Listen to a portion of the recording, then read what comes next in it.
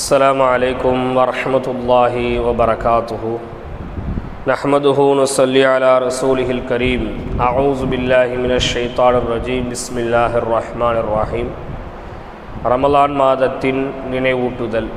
இந்த தொடரில் இன்ஷா அல்லாஹ் ரமலான் மாதத்தில் நாம் செய்யக்கூடிய ஏனைய அமல்களை குறித்தும் ரமலான் மாதத்தினுடைய முக்கியமான சிறப்பு அம்சங்களை குறித்தும் தொடர்படியாக நாம் தெரிந்து வருவோம். இந்த தொடரில் முதன்மையாக இன்று நாம் பார்க்கக்கூடிய விஷயம் என்னவென்றால், ரமலான் மாதம் என்பது எத்தகைய ஒரு மாதம், அந்த ரமலான் மாதத்தில் என்னென்ன சிறப்புகள் இருக்கிறது என்பதையெல்லாம் பல்வேறு விதமான பயான்களின் மூலமாகவும் பல தொடர்களின் மூலமாகவும் நாம் தெரிந்து வைத்திருக்கின்றோம். ரமலான் மாதத்தில் இந்த உம்மத்துக்கு மட்டும் கொடுக்கப்பட்ட ஒரு 5 தனி சிறப்புகளை தான் இந்த ஒரு நிகழ்வின் மூலமாக நாம் தெரிந்து கொள்ள இருக்கின்றோம். நபிகள் நாயகம் ரசூலுல்லாஹி ஸல்லல்லாஹு அலைஹி வஸல்லம் அவர்கள் சொன்னதாக ஹஸ்ரத் அபூ ஹுரைரா ரலியல்லாஹு தஆலா அன்ஹு அவர்கள் அறிவிக்கக்கூடிய ஹதீஸ் முஸ்னத் அஹ்மத் என்கின்ற நூலில் பதிவு செய்யப்படுகிறது.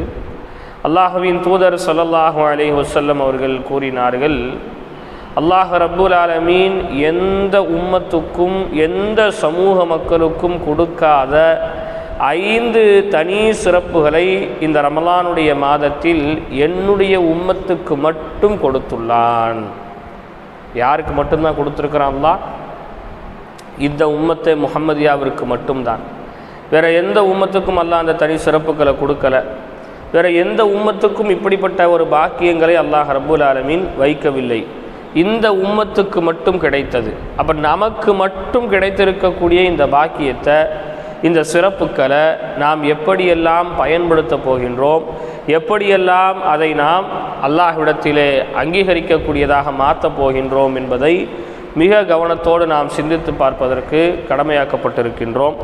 நபிகள் நாயகம் ரசூலுல்லாஹி ஸல்லல்லாஹு அலைஹி வஸல்லம் அவர்கள் சொன்னார்கள், உஅதியத் உம்மதி 5 ஹிசாலின் ஃபீ ரமலான். ரமலானுடைய மாதத்தில் என் உம்மத்துக்கு மட்டும் அல்லாஹ் ரப்புல் ஆலமீன் 5 சிறப்புகளை உண்டாக்கி உள்ளான். லம் துஅதஹுன்ன உம்மத்துன் கபுலஹும்.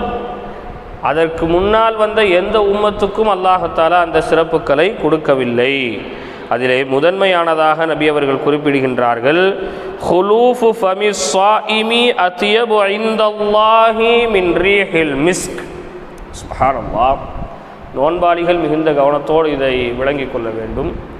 நபி ஸல்லல்லாஹு அலைஹி வஸல்லம் சொல்கிறாங்க, நோன்பாளியினுடைய வாயிலிருந்து வரக்கூடிய அந்த வாடை இருக்கிறது அல்லவா, பசியோடு நாம் இருந்து தாகத்தோடு நாம் இருந்து நமது வயிற்றில் இருக்கக்கூடிய குடல்களெல்லாம் உணவின்றி நீரின்றி காய்ந்து பசியின் மூலமாக நமது வயிற்றில் ஏற்படக்கூடிய அந்த வாடை வாய் வழியாக வெளிப்படும். இப்படி வாய் வழியாக வெளிப்படக்கூடிய இந்த வாடை நமக்கு வேணால் ஒரு துர்நாற்றமாக ஒரு கெட்ட வாடையாக தெரியலாம். ஆனால் அல்லாஹ்விடத்தில் இந்த வாடை மிஸ்கை விடவும் கஸ்தூரி அத்தரை விடவும் அல்லாஹ்விடத்திலே மேன்மைக்குரியதாக இருக்கிறது. அந்த வாடையை அல்லாஹ் விரும்புகிறான். சுப்ஹானல்லாஹ். எவ்வளோ ஒரு அற்புதமான ஒரு விஷயத்தை அல்லாஹ்வின் தூதர் குறிப்பிடுகின்றார்கள். அப்போ அந்த ரமலானுடைய மாதத்தில் அந்த பசியை தூண்டும் அளவிற்கான குர்ஆன் ஓதுவது, திக்ர் செய்வது, ஸலவாத் ஓதுவது, நன்மையான விஷயங்களை படிப்பது என்று நம்மை நாம் அதிகமான நல்ல அமல்களில் நாம் ஈடுபடுத்தி கொள்ளணும்.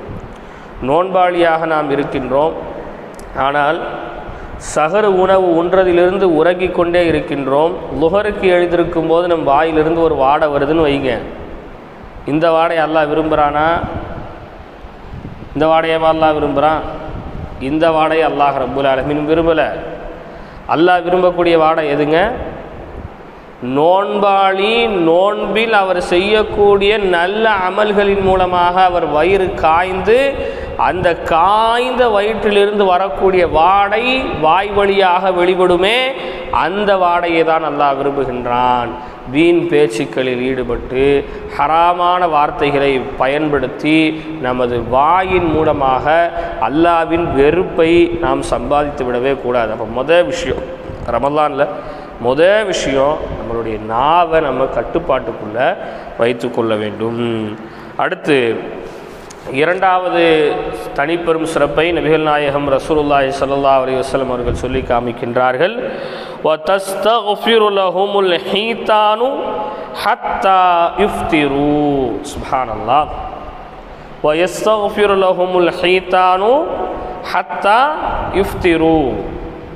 ஒரு நோன்பாளி சஹர் சாப்பிட்டதிலிருந்து நோன்பு திறக்கும் வரை அவருக்காக கடலில் உள்ள மீன்கள் எல்லாம் துஆ செய்கிறது, பாவ மன்னிப்பு தேடுகிறது. இஸ்திக்ஃபார், பாவ மன்னிப்பு. ஏன்னா நம்ம செஞ்ச பாவம் நம்ம ஒரு ஆள் மட்டும் பாவ மன்னிப்பு தேடிட்டா அந்த பாவங்கள் மன்னிக்கப்பட்டு விடாது.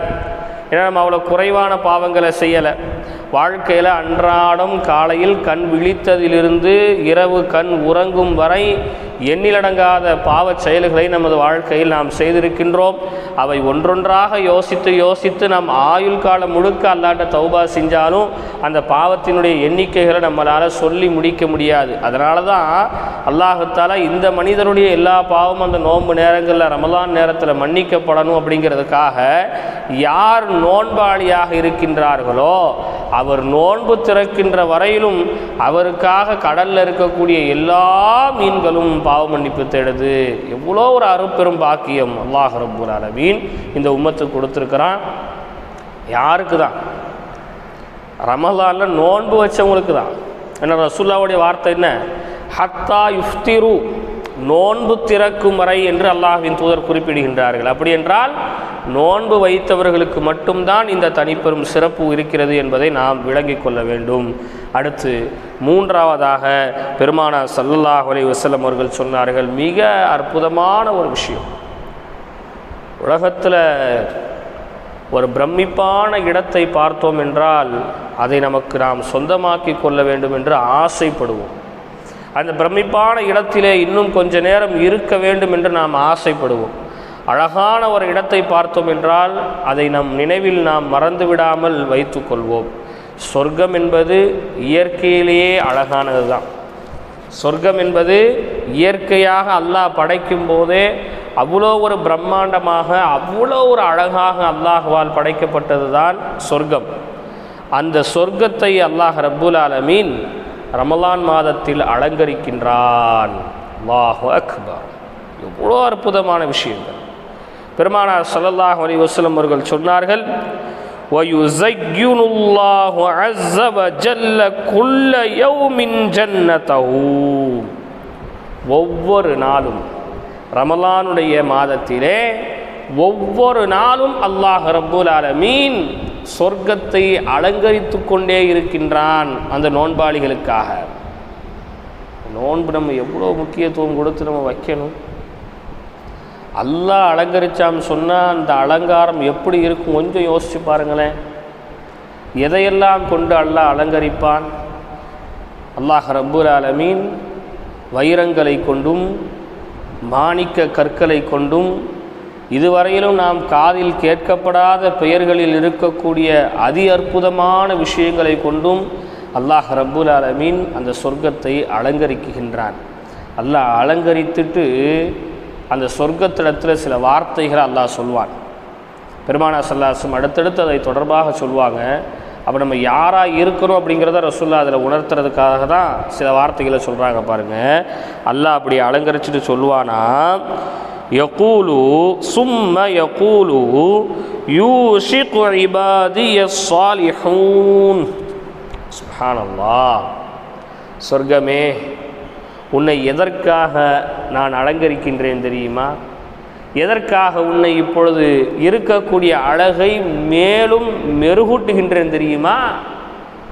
உன்னிடத்திலே இபாதியஸ் ஸாலிஹூன், சாலிஹான நல்லடியார்கள் உன்னிடத்திலே வருகின்றார்கள், வர இருக்கின்றார்கள்.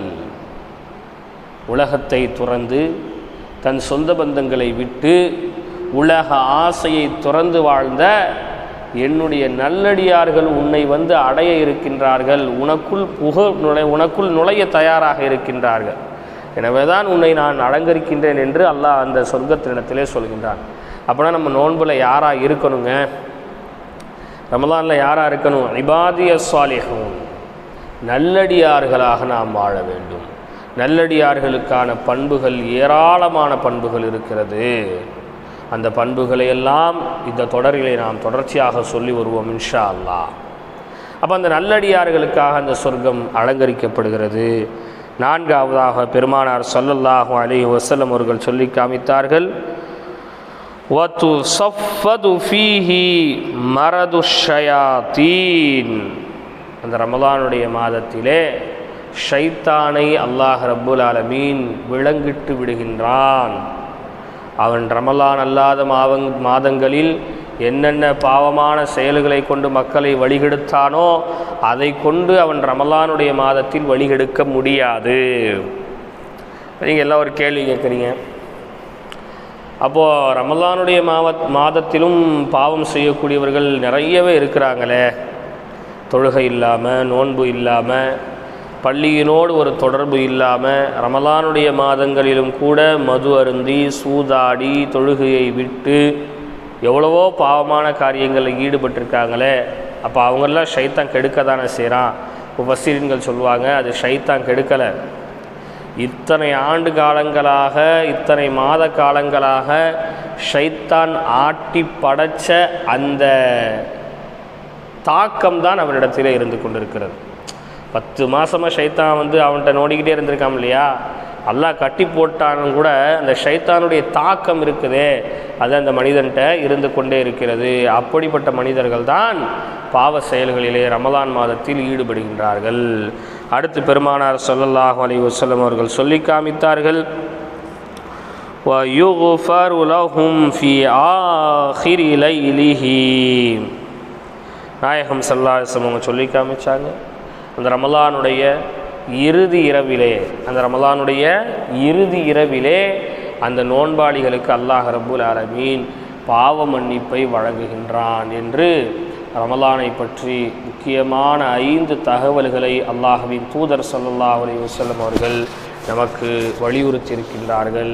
இந்த 5 தனிப்பெரும் சிறப்பு வேறு எந்த சமூக மக்களுக்கும், வேறு எந்த உம்மத்திற்கும் கொடுக்கப்படவில்லை. இது இந்த உம்மத்துக்கு மாத்திரம் அல்லாஹ் கொடுத்த ஒன்று. எனவே இந்த ரமலானுடைய மாதத்தில் நல்ல அமல்களை செய்து சிறப்புக்குரிய மனிதர்களாக வாழ்ந்து மரணிக்கக்கூடிய நசீபினை அல்லாஹ் நம் அனைவருக்கும் தருவானாக. வஆகிரு தஅவானா அனில் ஹம்துலில்லாஹி ரப்பில் ஆலமீன். அஸ்ஸலாமு அலைக்கும் வரஹ்மத்துல்லாஹி வபரகாத்துஹு. இன்ஷா அல்லாஹ் நாளைய ஒரு நினைவூட்டலில் சந்திப்போம். அஸ்ஸலாமு அலைக்கும் வரஹ்மத்துல்லாஹி வபரகாத்துஹு.